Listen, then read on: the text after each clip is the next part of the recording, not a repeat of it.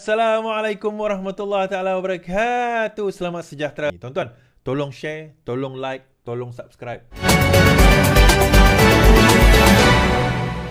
Kalau kita tengok terbaru terkini mengenai pemilihan amanah. Pemilihan amanah ni esok, saya rasa esok kot.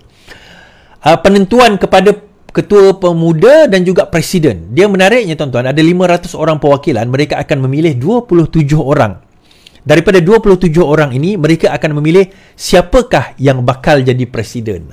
Dia lain sikit daripada pemilihan Parti Keadilan. Parti Keadilan ni, satu ahli, satu undi. Presiden ke, timbalan ke, naib ke, semua kita akan pilih. Kecuali Majlis Pimpinan Pusat je yang tahun lepas, pemilihan lepas, kita tak guna satu ahli, satu undi sebab terlalu ramai. Jadi, kita gunakan perwakilan. Baik. Tetapi sebelum kita menyentuh persoalan itu, kita dengar dulu apa yang kata amanah tentang tolak diskriminasi minoriti.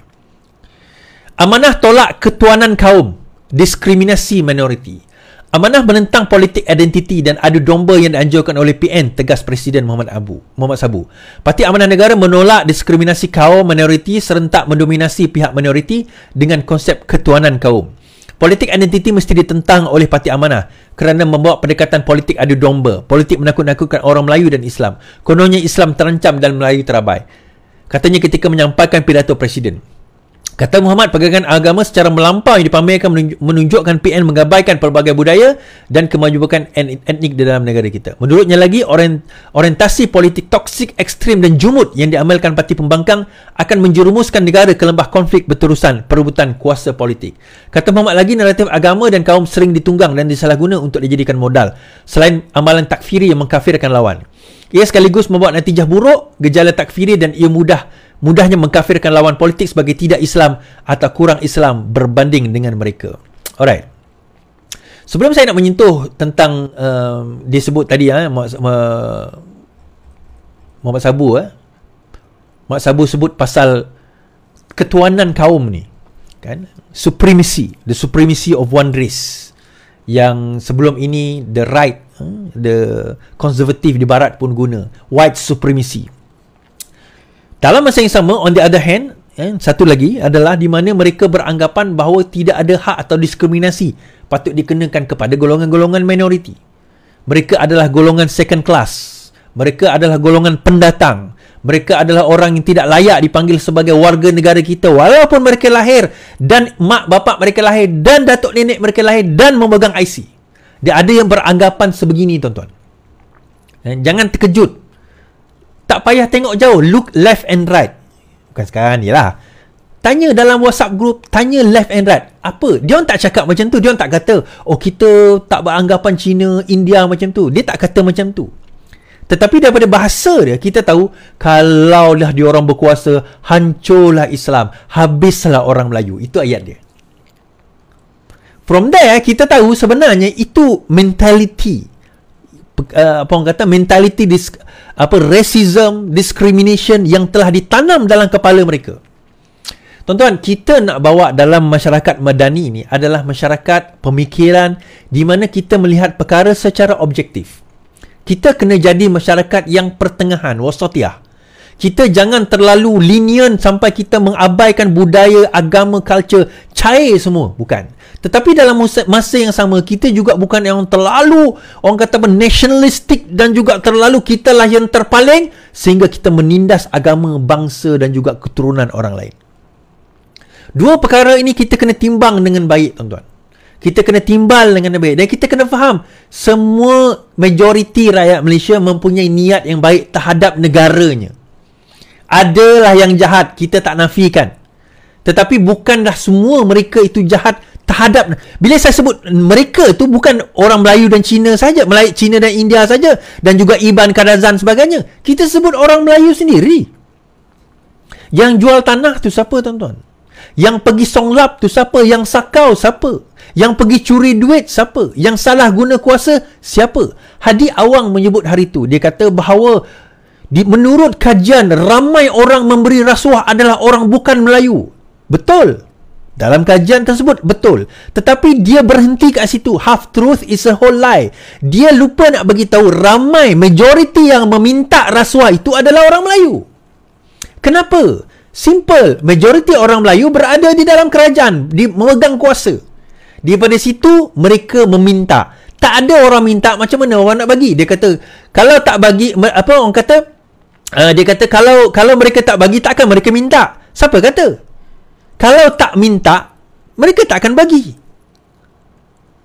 Kalau tak minta, mereka tak akan bagi. Kalau dibagi sekalipun, kalau ada keimanan kepada orang Melayu ini yang mengatakan mereka orang Islam, dia boleh kata, saya tak nak, saya tolak. Kenapa jadi macam ni? Saya buat aduan. Jadi perkara ini kita boleh hentikan. Rasuah ini kita boleh hentikan. Pelincir ini kita boleh hentikan. Namun begitu, akhirnya kita blame satu bangsa, kita tak melihat bangsa yang lain, kita tak melihat bangsa kita sendiri, dan kita tidak melihat punca kenapa perkara ini berlaku. Semalam saya tengok perdebatan 3 bakal presiden Indonesia di live TikTok, live YouTube. 90,000 orang tengok perbahasan tersebut. Dekat lepas I think second one saya tengok 100,000 lebih melihat perbahasan tersebut.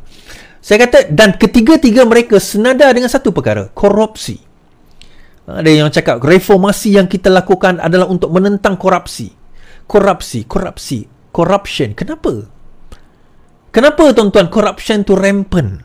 Dan kenapa sukar untuk kita nak cabut corruption tu daripada akarnya? Dia pemberi satu hal, betul, saya setuju. Tetapi penerima dan peminta itu pun satu hal juga. Kalau sikap itu ada pada mereka, akhirnya benda itu tak boleh nak dihilangkan. Another one adalah satu lagi sikap kita yang menyebabkan bangsa kita akhirnya akan, bangsa Melayu kita ni akan melemah dan semakin lemah apabila kita tidak ada sikap apa tuan-tuan? Sikap rasa bahawa kita perlu struggle. Kita perlu berusaha. Kita bukan bangsa yang privilege, yang ada, yang segala-galanya ditatang bagai minyak yang penuh di depan kita. Kita tak payah berusaha, dapatlah habis sesuatu. Tak payah belajar rajin sangat, nanti kita dapatlah tajaan tu. Tak payah belajar bagus sangat, kerajaan bagi subsidi. Mentaliti sebegini, in the long run, dia akan merosakkan bangsa kita. Dia akan merosakkan pemikiran kita. Kita kena jadi bangsa yang sentiasa memikirkan bahawa kita kena struggle setiap hari. Struggle untuk apa? Struggle untuk survive hidup kita. Dan dalam struggle itulah nanti baru kita akan dapat belajar. The only way we can learn adalah dengan struggle. Dengan kita berusaha. Hidup kita susah, hidup ni keras, bagus. Kalau kita anggap hidup ni susah, hidup ni keras, bagus. Tetapi soalan kedua, adakah kita berusaha untuk keluar daripada hidup yang keras itu? Saya bagi contoh tuan-tuan. Saya pernah berdebat dulu dengan seseorang dalam TikTok. Masa tu isu pasal keluarkan duit ke WSP. Saya kata yang last tu, yang Datuk Seri Anwar, zaman Datuk Seri Anwar kata dia tak nak keluarkan duit ke WSP. So saya kata, kenapa nak keluarkan duit ke WSP? Saya susah, saya menderita, saya macam ni macam tu, perlu keluar untuk tolong bantu saya. Mana kamu tahu kamu orang senang? Saya kata, macam mana kamu tahu saya orang senang? Awak kenal saya ke?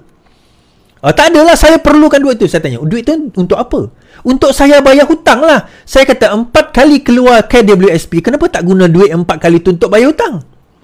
Dia kata untuk bayar duit hutang kereta dia. Saya kata, 4 kali duit KWSP keluar, kenapa duit KWSP tu tak digunakan untuk bayar hutang? Oh, tak adalah, itu untuk saya nak ni, saya bayar hutang. Exactly, saya kata. Sekarang ini, negara dah buka. Tak ada lagi PKP. Yang awal dulu saya faham. Keluar ke WSP, masa tu kita tak ada, ramai yang tak bekerja. Negara tutup, banyak syarikat pun dah tutup. Saya faham. Saya setuju. Tetapi bila later negara dah buka, ekonomi dah mula rancak, kita dah boleh cari pekerjaan, boleh mula bekerja. Saya tanya, umur berapa bang? Umur 40. Lagi muda daripada saya. 6 tahun, 7 tahun lagi muda daripada saya. Tetapi kamu bercakap macam kamu orang yang dah nak pencen. Orang yang dah tak mampu nak bekerja. Ada sakit ke? Tak ada sakit. Muda lagi. Bekerja. Bekerjalah. Bekerja. Kita kena bekerja. Aku dah bekerja, hidup aku susah. Kerja lagi. Tuan-tuan, Ar-Razzaq, rezeki diberikan oleh Ar-Razzaq. Tuhan tu maha pemberi rezeki. Tugas kita kerja, usaha. Itu tugas kita. Kita nak mengadu, berdoa pada Allah. Of course, kalau sekiranya memang benar kerajaan kita ni tak beri yang sepatutnya, kita boleh komplain. Kita boleh marah kerajaan, kenapa tak beri yang sepatutnya. Tetapi opportunity tu ada. Kalau dah ada depan mata kita, dah ada peluang, kerja. bekerja. Tapi aku tak cari, belajar, tambah skill. Go and learn. Banyak benda dalam dunia ni yang kita boleh belajar. Sekarang ini tuan-tuan, ilmu di depan mata, di hujung jari. YouTube ada, internet, Google ada, TikTok ada, macam-macam ilmu tu ada. Saya kata nak berjaya dalam hidup, kamu ada dua perkara ni je. Yang pertama, apa dia tuan-tuan? Skill. Yang kedua, disiplin. Ajar ini dengan anak-anak. Ajar ini dengan anak-anak. Pertama, kamu kena ada skill. Kedua, kamu kena ada disiplin. Ada skill, tak ada disiplin, masalah juga. Datang kerja 2-3 hari, berhenti kerja. Datang kerja seminggu, berhenti kerja. Disiplin tak ada. Ada disiplin, tak ada skill, bolehlah nak belajar. Tapi masalah juga sebab tak nak belajar. So, keep on learning. Acquire new skill. Belajar skill yang baru. InsyaAllah, kita boleh berjaya. Mungkin kita tak jadi kaya raya pun, tetapi kita tak hidup susah. Sekarang ini negara kita perlukan ramai skill workers. Tuan-tuan tahu ke nak tukar lampu pasang Swiss ni? Tak ramai orang tahu. Tapi pasang Swiss ni, kalau satu point ni saja, I think few hundred. Tak tahulah, 100 ke macam tu lah. Pasang plug tu saja RM100. Sekarang ini kita nak boleh tukar dah rumah kita jadi smart. Boleh tukar, dah satu lagi skill yang baru. So benda-benda macam tu, acquire, belajar.